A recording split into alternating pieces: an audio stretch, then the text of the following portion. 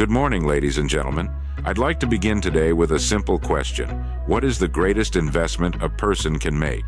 If you were to ask 100 people, you would likely hear answers such as real estate, stocks, or a successful business. And all of these can be worthwhile investments, but there is something interesting about money. It can be earned and it can be lost. Markets rise and fall, businesses succeed and fail, fortunes are built, and fortunes disappear. History is filled with people who lost great wealth only to build it again, which suggests something important. Perhaps the greatest investment is not something outside ourselves. Perhaps it is an investment in the person making the investment. Every business, every invention, every achievement, every fortune began with a person. Before there can be an outcome, there must first be an individual capable of producing it. So, the most valuable asset you will ever possess is not your bank account, your home, or your possessions. It is your own mind. The quality of your thinking determines the quality of your decisions. And the quality of your decisions determines the direction of your life. A person may lose money, a job, or an opportunity. But if they have invested in their knowledge, their character, and their abilities, they possess something that cannot easily be taken from them. Like a farmer preparing the soil before expecting a harvest, we must first cultivate ourselves before expecting extraordinary results. The harvest matters, but the condition of the soil determines the harvest. The same is true of people. And this principle extends beyond ourselves. For those who are parents, there is another investment that deserves careful attention. Many people spend a lifetime building wealth to leave behind. There is nothing wrong with that. Providing for a family is honorable work. But I sometimes wonder whether we confuse inheritance with preparation.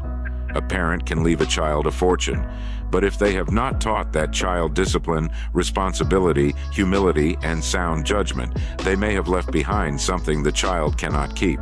Money without wisdom has a curious way of disappearing. The greatest inheritance is not wealth. It is understanding. Teach your children how money is earned before it is spent. Teach them to think for themselves. Teach them to treat others with dignity. Teach them that character is worth more than possessions. Because a young person with wisdom can build a fortune even if they begin with very little. But one who inherits everything without character may lose in a few years what took a lifetime to create. And if you do not have children, the principle remains the same. Invest these qualities in yourself. Share them with those you mentor. Leave people better than you found them. Money can be inherited. Character cannot. Wisdom cannot. Those investments must be made every single day. The investor and the investment. A sensible investor understands compounding. He understands that a relatively modest sum, placed in the right vehicle and left there with patience and consistency, will, over time, produce results that seem disproportionate to the original outlay. The money that was invested is not simply preserved, it grows. And it grows on its own growth. The early returns, small as they may be, become part of the principle that produces the next round. This is universally understood to be true of money. What is far less consistently understood is that it is equally true of the mind. Every book read, every idea examined, every skill developed and added to the others, these things compound. The man who has been reading seriously for 20 years does not simply know 20 times what he knew after 1 year. He knows things that the first year could not have produced, because the knowledge accumulated in the intervening 19 years gave him the framework to understand them. Each new idea builds on the infrastructure laid by the previous ones. Benjamin Franklin understood this better than almost anyone of his era. Franklin was largely self-educated. His formal schooling ended when he was 10 years old. What he possessed, however, and what he spent the next 70 years compounding, was a systematic habit of investing in his own mind. He read voraciously and across a wide range of subjects. He wrote, not merely to communicate, but to improve his thinking. He sought out people who knew more than he did in any particular area and listened to them with genuine attention. He experimented. He questioned assumptions, including his own. The results of this sustained investment are a matter of historical record. By the time Franklin was in his 40s, he was recognized as one of the most knowledgeable men in the American colonies. By the time he was in his 60s, he was one of the most respected figures in the Atlantic world.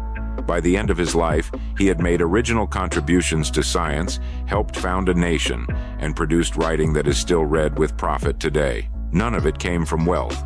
None of it came from formal credentials. All of it came from the consistent, decades-long investment in the one asset he was certain no one could take from him. The investor and the investment in this case were the same person. That is the great peculiarity of self-development as an investment. When you invest in an external asset, you are separate from it.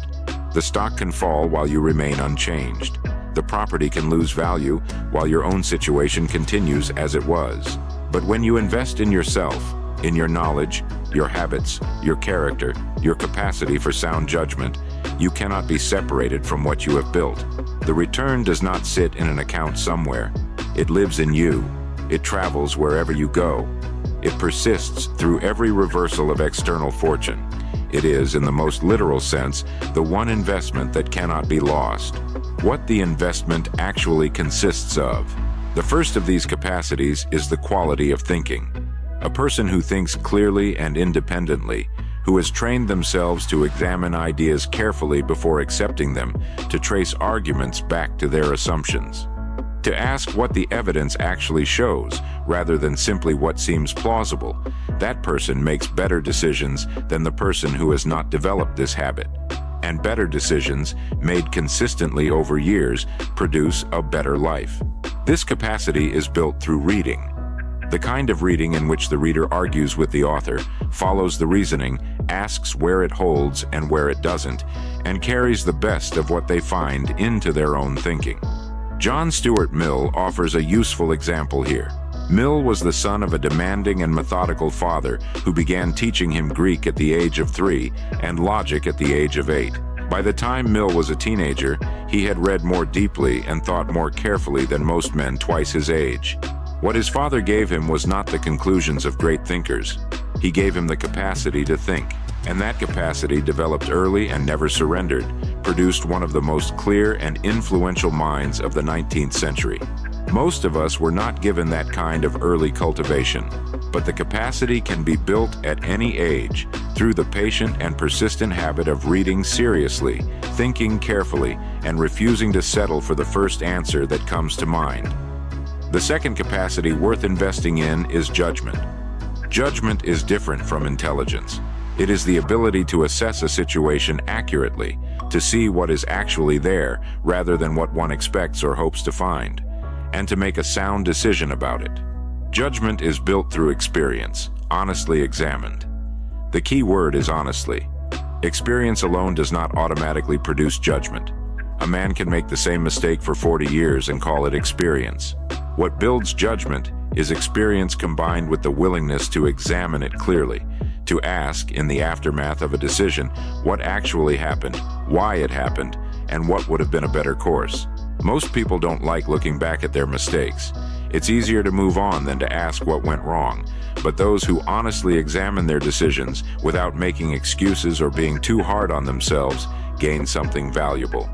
They learn, and over time, those lessons lead to better judgment and wiser decisions than simply repeating the same mistakes. The third capacity is character. Character is not something a person is born with. It is built, one decision at a time. Every time you keep a promise when it's easier to break it, you build character. Every time you tell the truth when a lie would be more convenient, you build character. Every time you give your best effort, even when no one is watching, you build character.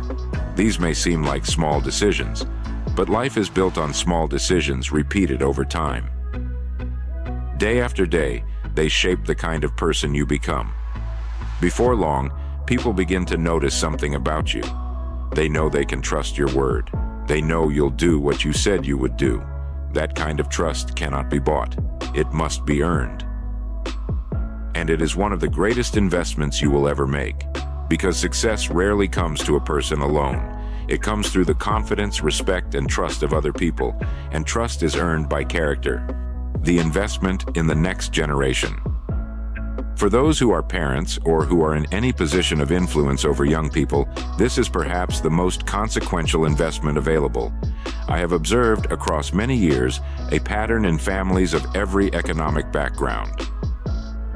The families that sustain themselves, that produce generation after generation of capable, contributing individuals, are not always the wealthiest ones.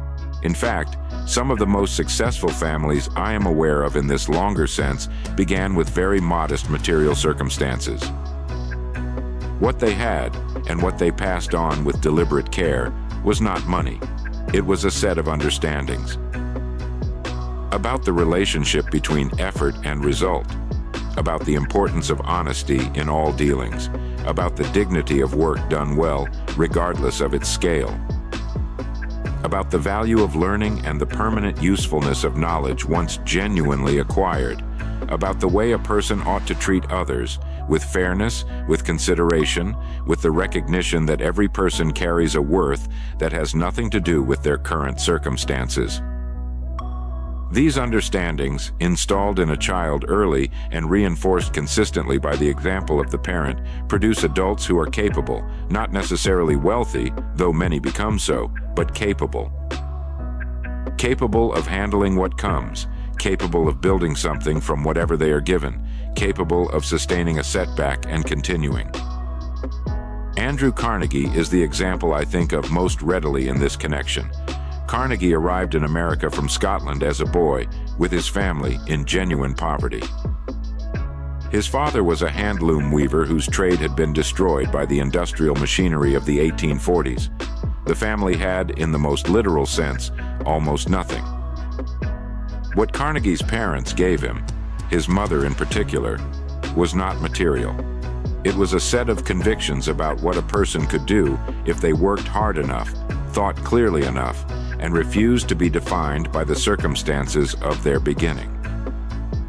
Those convictions produced, over the next 50 years, the largest steel empire in American history and a philanthropic effort that built libraries and institutions across 2 countries. The investment was not money. There was no money to invest. The investment was in the young person, in his understanding of what was possible and what was required. Now, a parent's first obligation is not to leave behind wealth, though providing for a family is honorable, and I would never diminish it. But the parent who spends their years building an estate while neglecting the development of the people who will inhabit it has, in some important sense, confused the means with the end. What a child needs more than anything a parent can purchase is the modeling of a life lived with intention. They need to see, in the person closest to them, what it looks like to read and to think. What it looks like to handle difficulty with steadiness rather than complaint. What it looks like to keep a commitment, to do honest work, to treat people with consideration. Children learn almost nothing from instruction alone. They learn from observation. What they see done is what they believe to be normal, and what they believe to be normal is what they will, in time, do themselves. The parent who understands this recognizes that every hour of their own development is also indirectly an investment in their child. Every book read, every habit maintained, every decision made with integrity, all of it is witnessed, recorded, and eventually reproduced. That is a serious responsibility, and it is one of the most hopeful things I know about how human character is transmitted from one generation to the next. Making the investment practical. First, invest your time. It begins with an hour of intentional reading, an hour of writing to clarify your thinking, an hour spent developing the skills your future requires. Most people wait until they have more time. Successful people make the time. Samuel Johnson didn't wait for perfect circumstances. Despite poor health and financial hardship, he produced one of history's greatest dictionaries because he claimed the hours he had. Second, invest in the right ideas. Not everything you read will change your life. Choose books that challenge your thinking. Read biographies of remarkable people. Study history, read philosophy, science, and the timeless principles of human nature. Feed your mind with ideas that make you wiser, not simply more entertained. Third, be patient. Self-investment compounds slowly. You won't notice much difference after a week or even a month, but look at your life 5 years from now, or 10. The person who invested 1 hour each day in becoming better will be almost unrecognizable compared to the person who never did, not because they were more talented, but because they kept making daily deposits into the greatest investment they would ever own, themselves. So every fortune, every great work, every lasting contribution to the world began with a person, not with an idea alone. Ideas are common and do not accomplish themselves. Not with resources alone. Resources are inert, without someone capable of directing them. Not with opportunity alone. Opportunities pass unrecognized by the person who has not prepared themselves to see them. Every result began with a person, and the quality of the person determined the quality of what was possible. This means that the investment which produces all other returns, the one that multiplies the value of every other asset a person possesses, is the investment in themselves, in the quality of their thinking, in the soundness of their judgment, in the reliability of their character, in the breadth and depth of their knowledge, in the habits they are forming right now, today, that will determine what they are capable of 5 years from now. These are the investments that cannot be lost in a market correction. They cannot be stolen. They do not depreciate. They compound for as long as the investor is willing to continue making deposits. And for those of you who are parents, or who, in any capacity, have influence over the development of young people, remember that the investment does not stop with yourself. The qualities you build become the example that others observe and, in time, reproduce. The greatest inheritance you can leave is not a sum in an account. It is a set of understandings about effort and its rewards, about honesty and its value, about work done with care, about the permanent usefulness of knowledge genuinely acquired. Money, left without these, tends to find its own level quickly enough. But a young person who has been given the understanding of how money is earned, how character is built, and how a life is wisely directed, that young person is equipped to build whatever circumstance has not yet provided. What are you investing in today? What are you feeding your mind? What kind of person are you becoming? Because whether we realize it or not, we are all investing every single day in something. The only question is whether that investment is building the future you hope to inhabit. Begin with the hour. Build the habit. Trust the compounding. The greatest investment you will ever make is the one that improves the person responsible for every result you will ever achieve, you.